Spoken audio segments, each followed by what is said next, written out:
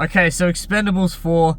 This movie is very hard to review without giving away spoilers, so I'm going to quickly do a spoiler-free and a spoiler-filled review. So, I went into this movie with no expectations whatsoever because the trailer looked like a big pile of shit, let's be honest. Expendables 1, 2, and 3 are all fucking amazing action films. 1 and 2 in particular. People don't like 3, but I really had a good time with 3, so those 3 movies are all fantastic. This one here, as I said, the way it was marketed, it sort of looked like 50 Shades of Grey meets fucking some shooting. It just looked like it was going to be a big mess.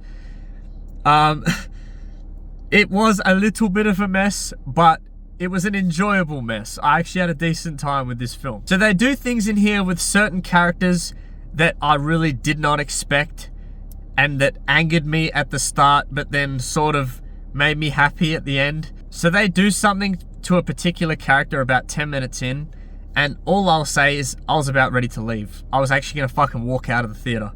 That's how pissed off I was. But something happens in the last 10 minutes of the film that saved this whole movie for me. I was ready to give it a fucking 1. But then the score got bumped up because of what they did. I'll talk more about that in spoilers, but for the most part, the story was okay in this. The whole team, nothing's changed there, even though there's new members. The way they talk to each other, all the comedy, all the jokes, the camaraderie, that was all great. I really found that funny, and it felt like the first 3, so they did that well. The budget in this clearly wasn't as big as the first 3. Yes, there is a lot of cool action sequences, a lot of fighting, a lot of killing, blood splattering everywhere, but not as much as the first 3, and a lot of it's off cam. And one problem I had with this film, which I could see from the trailer was going to be a huge problem, all the background, the use of green screen in this was, okay, at times it didn't bother me because you couldn't really tell, but at other times I was sitting there saying, oh my god, this looks fake as fuck.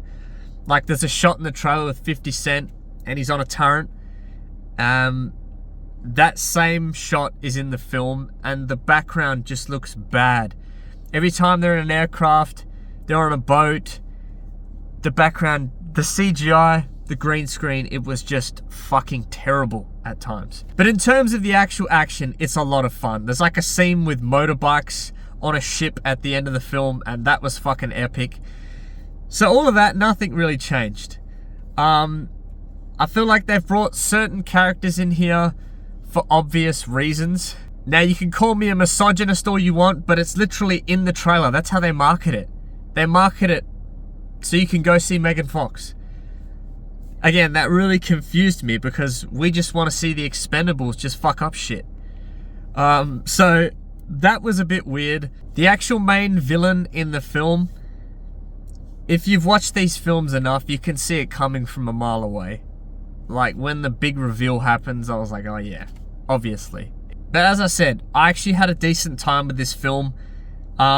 Something happens 10 minutes in, it angered the absolute fuck out of me, but I left kind of happy. So, if you want to know what that is, you can see spoilers, but I'd go out and see this film if you are a fan of the first 3. If you're a fan of just action movies in general, it is a good time. You know, all these legends on screen. You're missing a few, you know, Terry Crews, Arnie, they're not there. But it still felt like an Expendables film, just like a cheap version. But yeah, I somewhat had a good time. So I'm going to give this a 6.5 out of 10. Are you crazy? Gonna kill me? You're welcome. Okay, so this is spoilers now. You've been warned. So, 10 minutes in, Sylvester Stallone gets blown up in a plane accident. The anger that I felt. Sylvester Stallone is my favorite actor of all time. He is the GOAT, in my opinion. I love all of his movies, even the bad ones. Stop and My Mum Will Shoot. I don't give a fuck. They're all fucking amazing. But what they do to him in this, I was fucking just in shock. I could not believe it. I know going in that apparently he wasn't even supposed to be in this film, and I'm pretty sure they've just written him in there at the last second, and that's why they've sort of done these little twists and turns. But he gets about 10 minutes of screen time. So that first 10 minutes, I was already ready to leave. I was actually about to walk out. But then the last 10 minutes, the way they explain him coming back, yes, it made sense, and I did not expect it at all, but they were really grasping at straws, and that was in there because, you know, yep, I'll do it, but you get 10 minutes of screen time. That's literally, it didn't make any sense. Well, it did, but it didn't. I don't know, it was kind of a mess, but I was happy to see him back alive, because this, I'm assuming, is the last Expendables film, and for him to die would have been an absolute fucking joke. So I'm glad that they did that in the end. As I said in the spoiler free, in terms of the villain, I could see it coming from a mile away. I knew that was going to happen. He got what was coming to him. He died fucking brutally. But yeah, so if you agree that you were pissed off in that first 10 minutes, let me know. But I was ready to fucking leave. But the last 5 saved it. So if you had a good time, let me know what you think of this film. If you didn't like it, let me know what you think. And thanks always for watching. I'll see you in the next one. Cheers.